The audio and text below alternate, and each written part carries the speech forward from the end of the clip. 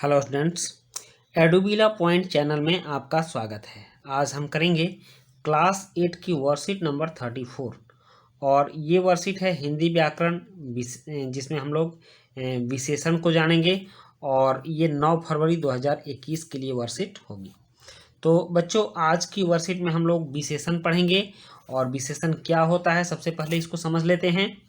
विशेषण शब्द का संबंध विशेषता बताने से है।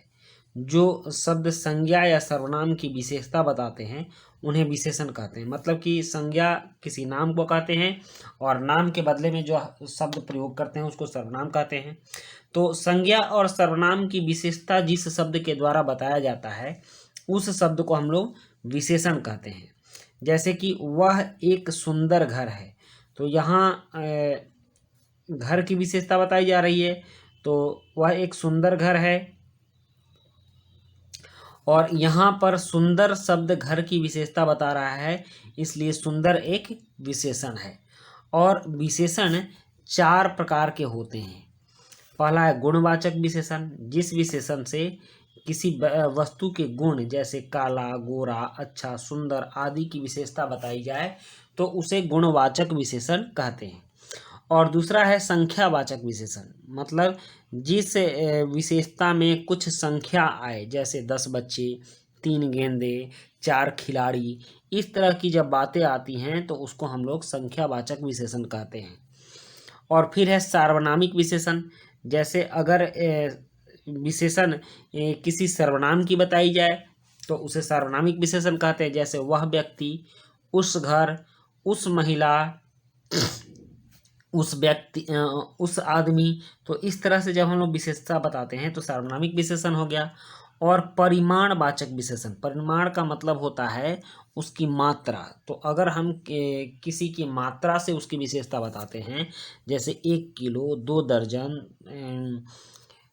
100 आदमी, ठीक ना। तो इस तरह से जो है परिमाण जब बताते हैं तो वह क्या हो जाता है, परिमाणवाचक विशेषण हो जाता है। तो यहाँ हमने जाना कि विशेषण 4 तरह के होते हैं: गुणवाचक विशेषण, संख्यावाचक विशेषण, सार्वनामिक विशेषण और परिमाणवाचक विशेषण। इसके बाद प्यारे बच्चों, जैसा कि आप जानते हैं कि संज्ञा या सर्वनाम की विशेषता बताने वाले शब्दों को विशेषण कहते हैं, जैसे मीठा आम, लंबी लड़की आदि। इसके 4 भेद होते हैं, जिसे आप ऊपर दिए गए पोस्टर में भी देखते हैं। तो आइए विशेषण का अभ्यास करें। तो हमने विशेषण के चारों भेदों को देख लिया है, अब इसमें हम लोग अभ्यास करते हैं। जैसे प्रश्न 1 में दिया गया है कि कोष्ठक में दिए गए शब्द से विशेषण बनाकर वाक्य के रिक्त स्थानों की पूर्ति कीजिए। यहाँ जो शब्द है उससे विशेषण बनाना है। तो मेरा मित्र, यहाँ उदाहरण भी है कि 3 है तो इसको तीसरी लिखना है। तीसरी पंक्ति में बैठा है, मेरा मित्र तीसरी पंक्ति में बैठा है, तो यहाँ संख्यावाचक विशेषण हो गया, तीसरी पंक्ति में बैठा है। उसके बाद है वह मेरा चाचा भाई है, तो चाचा भाई नहीं लिखेंगे, इसको हम लोग लिखेंगे चचेरा भाई है, वह मेरा चचेरा भाई है। और आपकी सफलता पर मेरी ओर से, यहाँ हृदय है तो हृदय का विशेषण बनाएंगे तो क्या होगा, हार्दिक, मेरी ओर से हार्दिक शुभकामनाएं। और उसके बाद नवभारत टाइम्स, दैनिक समाचार पत्र, यहाँ दिन है तो इसको हम विशेषण बनाएंगे तो यह हो जाएगा दैनिक, नवभारत टाइम्स दैनिक समाचार पत्र है। तो इस तरह से इन शब्दों के हमने विशेषण बनाए। अब यहाँ है कि दिए गए विशेषण और विशेषों का मेल मिलाकर लिखिए। जैसे यहाँ बहादुर है और यहाँ सिपाही है, इसमें जो ऊपर दिया गया है ये सभी विशेषण हैं और नीचे वाले ये सभी विशेष्य हैं। तो ऊपर वाले विशेषण से नीचे वाले विशेष्य को हमें मिलाकर शब्द लिखने हैं। तो यहाँ बहादुर है तो और यहाँ सिपाही है तो बहादुर सिपाही हो गया। यहाँ बंजर है और यहाँ जमीन है तो हम लोग लिखेंगे बंजर जमीन, बंजर जमीन हो गया। और उसके बाद यहाँ तिमंजली है और यहाँ इमारत है तो लिखिए तिमंजली इमारत,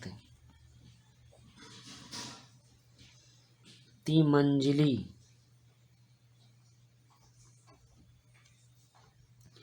इमारत।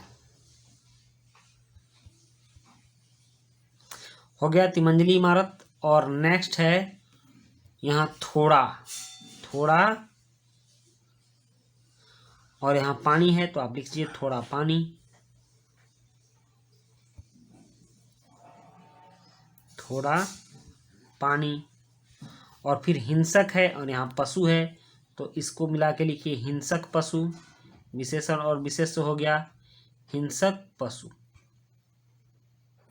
जो शब्द किसी की विशेषता बताते हैं तो उसे विशेष, जिसकी विशेषता बताई जाए उसे विशेष्य कहते हैं। तो पशु की विशेषता बताई जा रही है तो यह विशेष्य हो गया।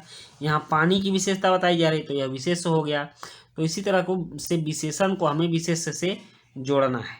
तो हमने हिंसक पशु तक कर लिया है। अब कुछ, और इसका विशेष्य होगा पत्ते, तो हम लिखेंगे कुछ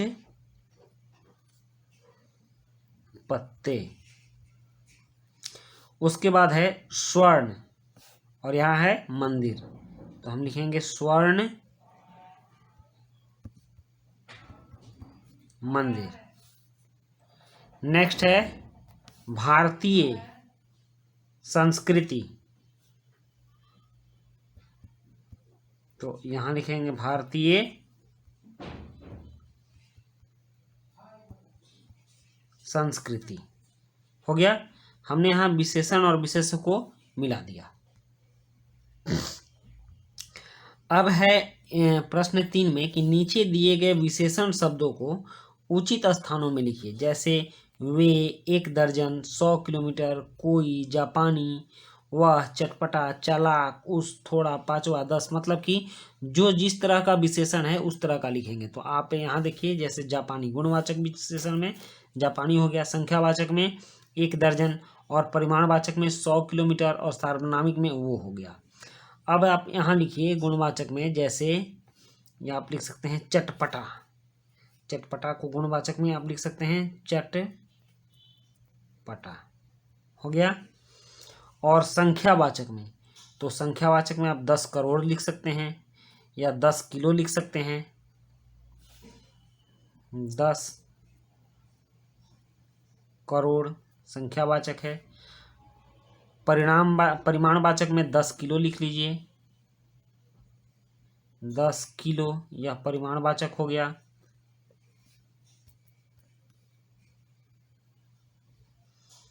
दस किलो। और सार्वनामिक में यह लिख सकते हैं यह, इस तरह से हो गया। अब है यहाँ सार्वनामिक में देखिए वह है, उस है, ये सभी सार्वनामिक में आएंगे। तो सबसे पहले हम लोग इसको अलग अलग ही घेर लेते हैं। जैसे अगर गुणवाचक है तो गुणवाचक में आपने देखा कि एक जापानी हो गया, गुणवाचक हो गया, चटपटा गुणवाचक हो गया, और गुणवाचक में ये दोनों शब्द आ गए। अब हम देखते हैं संख्यावाचक। तो संख्यावाचक में हो गया 100 किलोमीटर, ठीक, और पांचवा 10 करोड़, ये संख्यावाचक में आ गया।